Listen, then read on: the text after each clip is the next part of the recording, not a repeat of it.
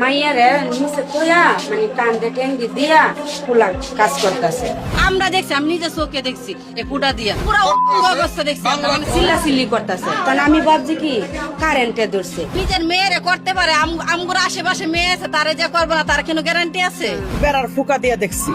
মা সব জানে, মা যাই না না জানার ভাঙ ধরতেছে।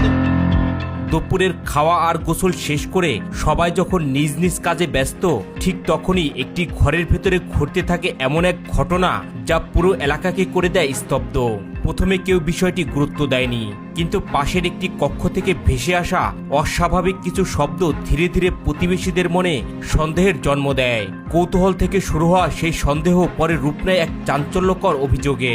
কি ঘটেছিল সেদিন, কেন পুরো এলাকা জুড়ে সৃষ্টি হয় তীব্র প্রতিক্রিয়া। দরজা খুলে না, এরা কাজ করতে আছে।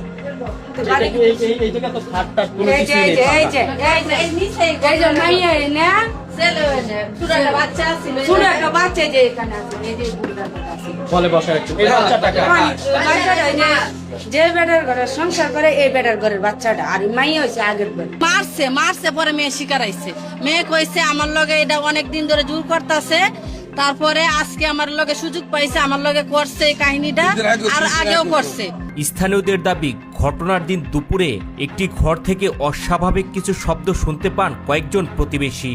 প্রথম দিকে বিষয়টি তেমন গুরুত্ব না দিলেও কিছু সময় পর শব্দের মাত্রা আরো বেড়ে গেলে তাদের মনে সন্দেহ তৈরি হয়। পুরাইতে গেছি বল পারে, হ্যাঁ বাট আমি কই কি রে, ওর তো মা বাসায় গেছে, তা ও চিল্লাই কি আর লাগে, হ্যাঁ চিল্লা চিল্লি করতেছে। তখন আমি ভাবছি কি কারেন্টে ধরছে, হ্যাঁ বাট আমি মানে মাইয়া মানে শব্দ করতেছে, কোপাইতেছে। এক পর্যায়ে একজন প্রতিবেশী ঘরের ভেতরে কি ঘটছে তা জানার চেষ্টা করেন। তার দাবি, তিনি এমন দৃশ্য দেখতে পান যা বিস্মিত করে দেয় তাকে। তারপর আমি এই বেড়া বাঙ্গারে চুকি দিয়া দিই, মানে এরম অবস্থা মানে বলার মতো না।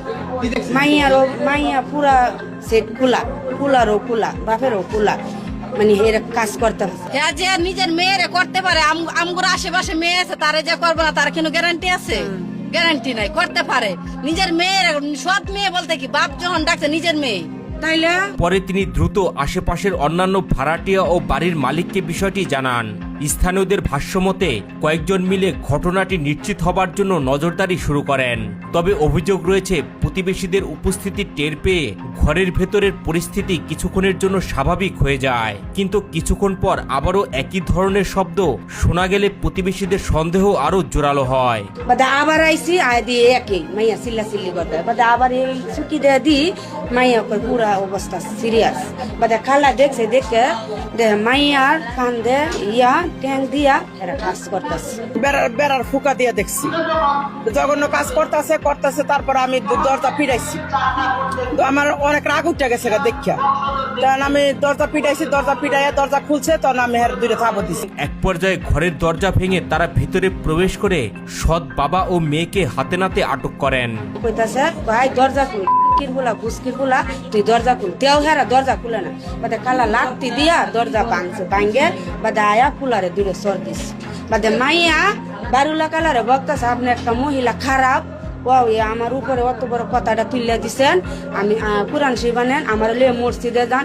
আমার নিজের চোখে আমি দেখছি, আমি তোর মসজিদে কি লাগি লয়ে যাম। ঘটনার পর এলাকা জুড়ে ব্যাপক চাঞ্চল্যের সৃষ্টি হয়। উপস্থিত লোকজনের অভিযোগ, প্রথম দিকে অভিযুক্তরা বিষয়টি অস্বীকার করলেও পরে বিভিন্ন প্রশ্নের মুখে তাদের বক্তব্যে অসঙ্গতি পাওয়া যায়। পরে মেয়ে স্বীকার করার সময় কি বলছে? ফিডা দিছে, ফিডা দিয়া বাদে কইছে আমারে মানা করছে, আমি বলতাম না, আমি তো বলি তো আমার বডি দিয়া দিব আর আমার মায়ের দিব, এর লাগে আমি না করছি। স্থানীয়রা আরো অভিযোগ করে বলেন, পরিবারের অন্য সদস্যরাও বিষয়টি সম্পর্কে অবগত ছিলেন। ঘটনার খবর খুব দ্রুত ছড়িয়ে পড়ে এলাকায়। অনেকেই ঘটনাটি নিয়ে উদ্বেগ প্রকাশ করেন এবং সুষ্ঠু তদন্তের দাবি জানান। মেয়ের মা আরো খারাপ বেশি। মেয়ের মা আমার মনে হয় যে সবকিছু জানে, মা সব জানে, মা যাই না না জানার ভাঙ ধরতেছে। কথা বললাম, সে বলে এটার এগুলো বিষয়ে বিচার জানে, বিচার চাইবো কেন? মা জানে দেখে তো বিচার চাই না, আমরা চাই বিচারও। স্থানীয় বাসিন্দারা বলেন, সমাজে নৈতিক অবক্ষয় এবং পারিবারিক সম্পর্কের সংকট নিয়ে নতুন করে প্রশ্ন উঠেছে এই ঘটনাটিকে কেন্দ্র করে। তারা চান প্রকৃত ঘটনার তদন্তের মাধ্যমে সামনে আসুক।